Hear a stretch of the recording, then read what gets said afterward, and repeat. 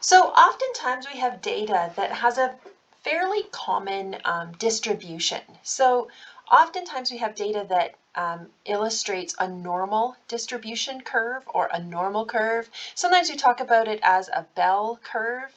You may have heard of things being marked on the bell, which basically means your class has not done all that well and they're going to, or they've done very well, and they're going to redistribute the grades on a bell curve to a standardized type curve.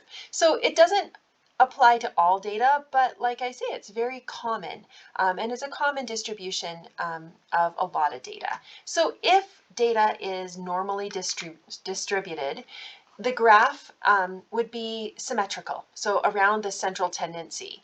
The other thing is that the distribution curve is shaped like a bell. It slopes down, right, on both sides, approaching zero at the extremes. Standard deviations, so sigma, that we calculated can be mapped on the x-axis. So along here, we could have the average, and then we could have deviations from the average, and that can be marked down below. Most of the data is going to fall within one standard deviation. 95% of it is going to fall within two standard deviations, and 99.7% of all data would be within three standard deviations of the mean. So the area under the curve could be considered 100%. So this is in your formula pages. You do not need to have it memorized. This number here is not on your formula pages, so you might want to add it. Down here, these are the standard deviations.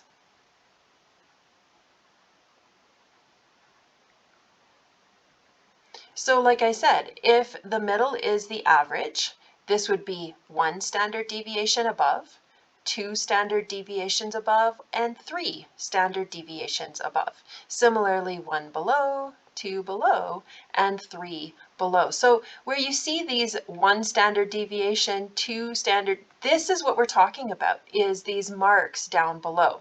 Now the funky letters in here, this is average minus three standard deviations. So it says it in mathematical language, but it might be worthwhile kind of putting a note on your own formula pages what this means. The empirical rule, which is on the next page, is these numbers here. So where most of the data lies. Let's take a closer look at that on the next page of the notes.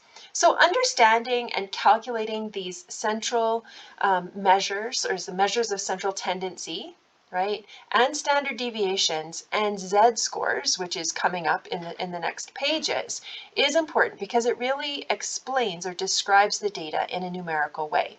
The empirical rule, like I said, is this 68% within one standard deviation, higher or lower, 95% within two standard deviations, right, lower or higher, and then 97 or 99.7, I always switch those numbers around in my head, fall between three standard deviations. So for this one specific example, these are quiz scores in points, right? From the graphs, what is the average test score? So the average test score would be at the peak of your bell curve. So 18 is my average. Mu is 18. What's the standard deviation of the test scores? So we know that this is one standard deviation above, this is one standard deviation below. The change here, right, how far they're different, is 4 points. And you can see then another one up is another added 4 and another added 4, right? That's what we're mapping on that x-axis. If you got 26 out of 30, what percentage of students did better than you? So if I look at a specific point, right, at 26%, or sorry, 26 out of 30, these are the only percentage of students that did better than you. So 2.35 plus 0.15. So we end up with 2.5% of students did better than you when you got this score. And so this is the first that we can start to see that this is useful for understanding, you know, problem solving and a data set and a population. So we've got some problem solving to do with these. I like drawing the pictures of them. It really helps me make some sense of it. So always on these, you're going to have the average in the middle, and you'd be mapping 3 standard deviations above and 3 standard deviations below. So I always put those marks roughly along the x-axis when I start. So it says the weight of labs is normally distributed. So that means that it fits this bell curve, this normal distribution curve, with an average or a mean of 78 pounds. So this bottom axis is going to be weight of dog in pounds. It's a big dog, big average. Oh my goodness, standard deviation is 97 pounds. So going off of our average, I could label 7 pounds above, which would give me 85. Another 7 pounds would give me 92. And another 7 pounds gives me a whopping 99-pound black lab. Oh my goodness. If I do the 3 standard deviations below, I'm subtracting my standard deviation from each point along the way. So my 78 minus 7 is 71 pounds. Another 7 less is 64 pounds. And another 7 less is 57 pounds. And so now that I can see this, I could title it, right? This is the weight of black labs. So pulling information from this normal distribution, I could answer these questions down below, remembering that I have the empirical rule, right? And the empirical rule laid out how many percentage were within 1 standard deviation and then 2 standard deviations, right? Refer back to your formula pages, make your notes on that to make sure that you can answer this. So it says approximately 68% of the dogs, sorry, jumping around a little bit, weigh between 71, switch back to a color you can see, 71 and 85 pounds. That would be 1 standard deviation, right? Looking at the empirical rule, that is 68% are going to fall within that category. 95% are going to fall within 2. So the next question says 95% of the labs weigh between 64 pounds and 92 pounds. And again, I'm just reading it off my chart once I map this out. Approximately 99.7% of labs weigh then between 57 pounds and 99 pounds. A specific example, and I didn't label that one on here, that would be within 3 standard deviations. Really following that empirical rule. It says what percentage of black labs weigh between 78 and 99 pounds. That would be 34% plus 13. 92 pounds. I've read that wrong. It's like my answer's wrong. 0.5. Again, I just pulled those numbers off of my formula pages, so that gives me almost half, 47.5% are going to lie or be, so I'll switch to a different color, I'm running out of colors, in those 2, right? And you can just go back to your formula pages and read those percentages off. What percentage of black labs weigh below 71, it should say pounds, not points. So everything from this point down. And so if I add that up on the using the chart, using my formula pages, I'd have a 13.5% and a 2.25 and a 0.15. I get 15.9%. And again, what I'm looking at, I'm just going to make you dizzy for a minute here, is this chart that's in my formula pages. It has the percentages labeled on there, and so that's what I'm adding together. Once I've mapped out my specific example, I can use this from my formula pages to answer the specific questions. So we've got a couple more of these ones. I think mapping them out is a good thing. So even if it doesn't ask me to draw the curve, I do it. So actually, I think I'm going to spare you watching me do this, and I'm going to switch to my answer key where I've already done these. So the next one says, a certain segment of the economy has a normally distributed salary. It has an average salary or a mean salary of 4,500. So I drew my curve. I went 3 above and 3 below, and I put this 4,500 in the middle. I then know that I have a standard deviation of $4,000. So I added $4,000 all the way up here, and I subtracted $4,000, mapping out all my standard deviations on my normal distribution. So I like drawing it. It doesn't ask you to do it. If you can answer these questions without drawing it, by all means, go ahead. I made sure that I gave it a title. I didn't have really room to label my x-axis down here, but then answering these questions is really just putting together my drawing and the one from my formula pages. So it says determine a salary that is 1 standard deviation above the mean. That would be the 49,000. A salary that is 3 deviations below the mean, that would be your 33,000. And I can read it right off my picture that I've drawn here. Determine the salary range for an employee that lies within 1 standard deviation of the mean. So that would be from here up to there, right?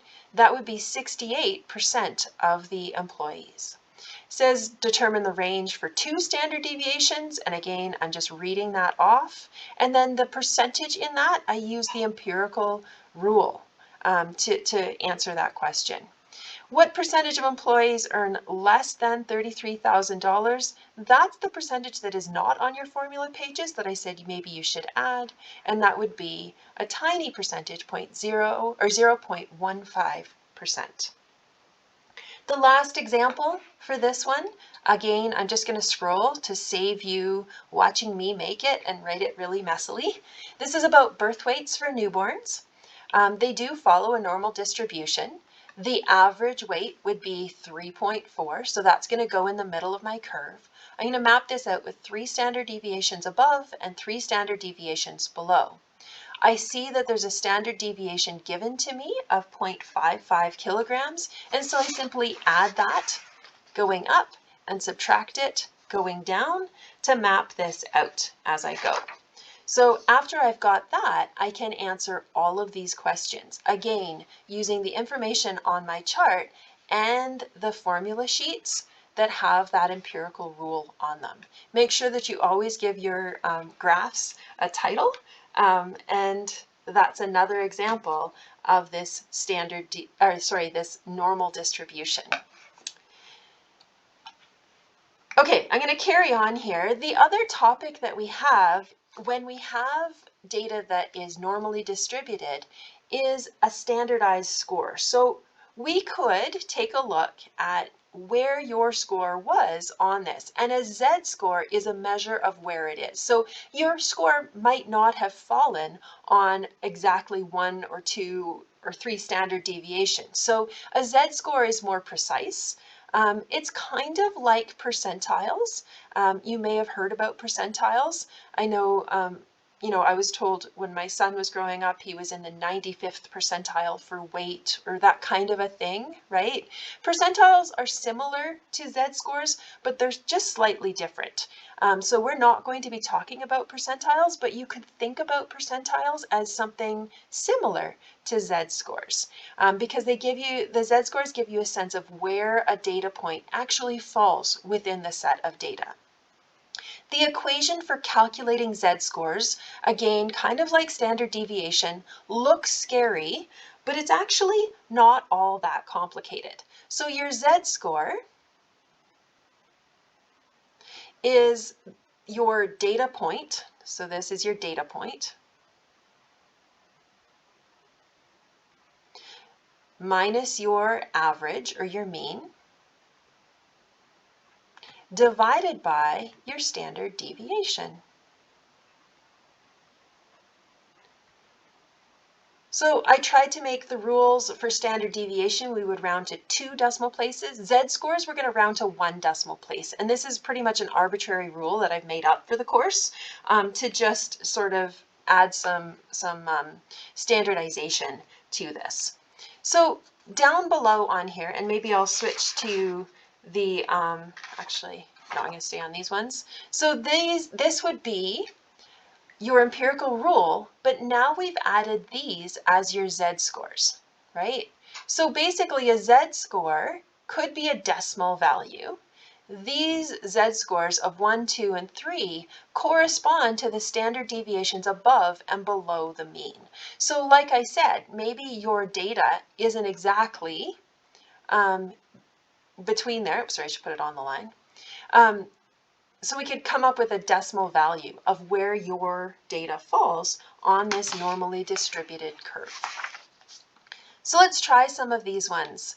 The next example here gives us a diagram, and it's all drawn out for us. So the graph is for a test out of 30 marks. You got 25 out of 30.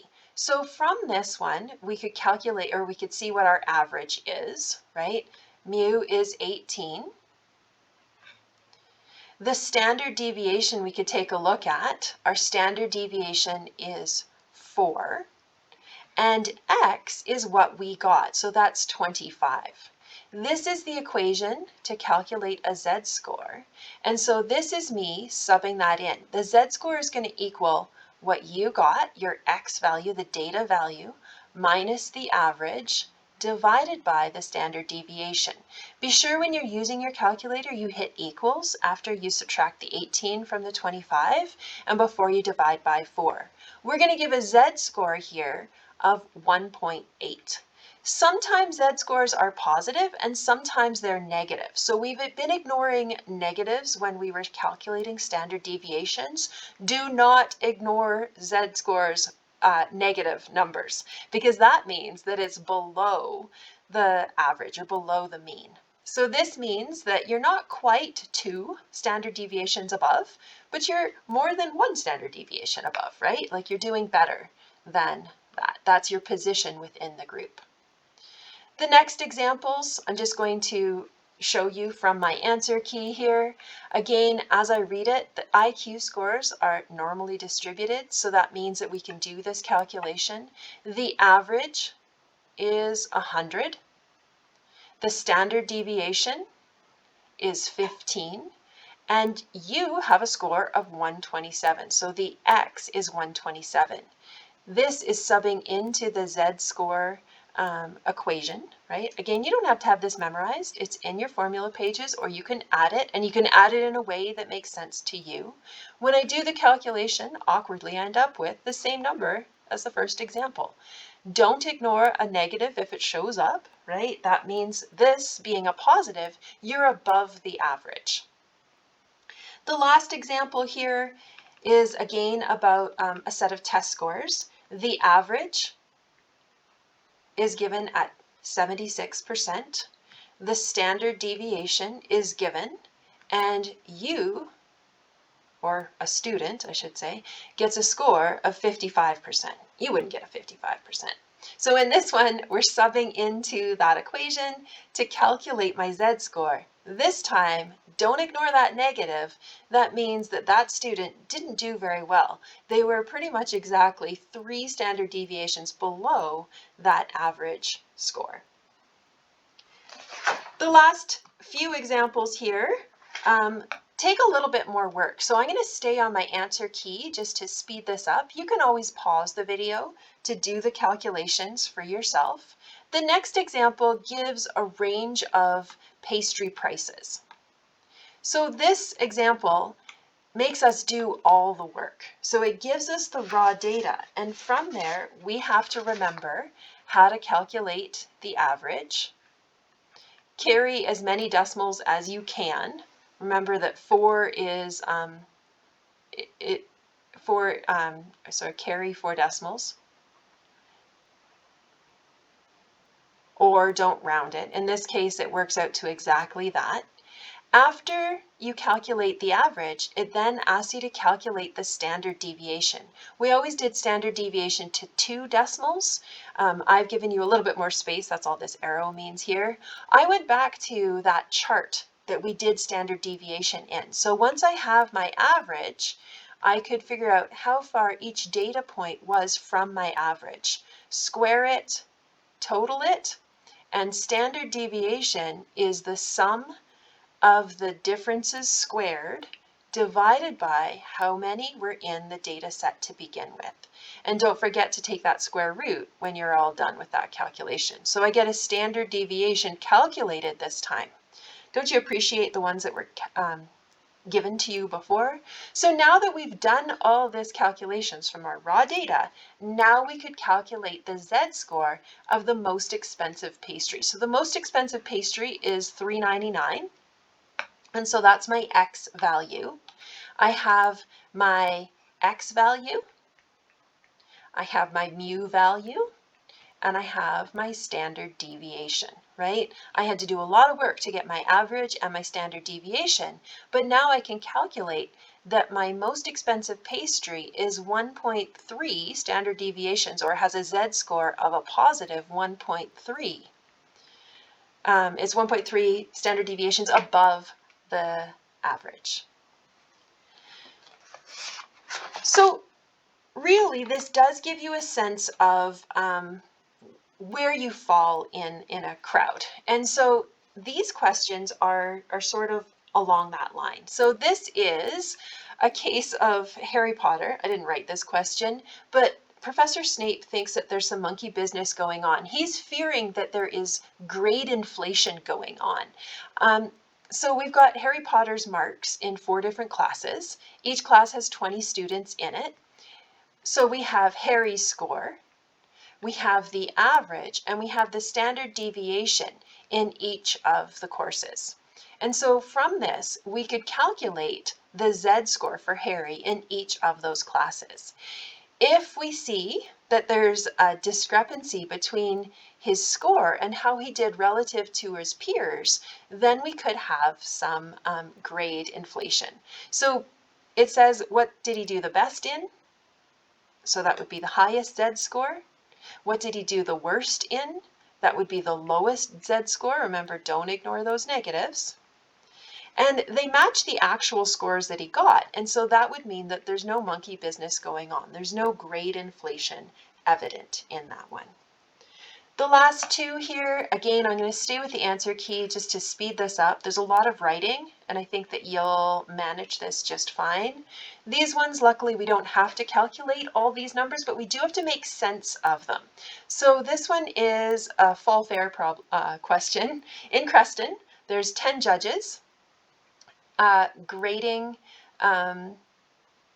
what is it? Oh, apples, grading apples. So they give them scores from 1 to 10, right? And in this one, we're supposed to figure out what we have. So we know we have a Z-score for a particular apple of 2.35. The score that that apple got was 89. There's a standard deviation given to us of the 8.5. What we don't know is the overall average, or the overall mean. So we start with this same calculation for Z-scores, right? And remember, you don't have to have it memorized, but Z-scores are X minus mu divided by the standard deviation. So what I've done here is subbed in what I know, which is 2.35 for Z, 89 for my X value. Mu is what I'm looking for, and it's divided by this 8.5. What I'm trying to do is solve for mu here. So to get this all by itself, I'm going to get rid of my 8.5. I multiply both sides by 8.5. That's going to get rid of the 8.5 on this side. And so now I would have this line. I'm going to minus 89 from both sides. and that wipes it out here. I now have negative mu. Don't forget that negative. When I do the calculations on this side, I get negative 69.025 equaling negative mu. Obviously, I don't want to solve for negative mu. I divide both sides by -1 to the nearest whole number. I get an average of 69. Maybe I'll do the next one without the answer key. Sorry for that.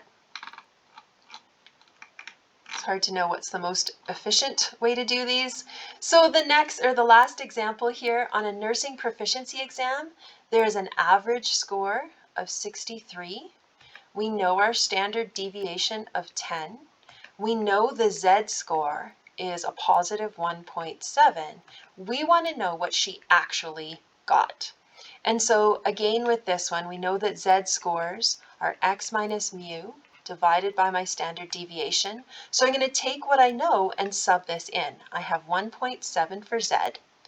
X is what I'm looking for, minus mu, which is 63, divided by 10. I'm trying to solve for x, so I'm going to multiply both sides by 10. I would then, I'll write it out.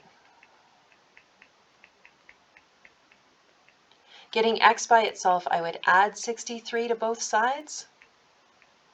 Oh, not 36, my goodness, 63. So now I have 10 times 1.7 plus 63 equaling x. And I could do that on my calculator. You may have multiplied 10 by 1.7 first. That would be absolutely fine. Regardless, I'd get x equaling 80. So that means that the student got 80 on her test.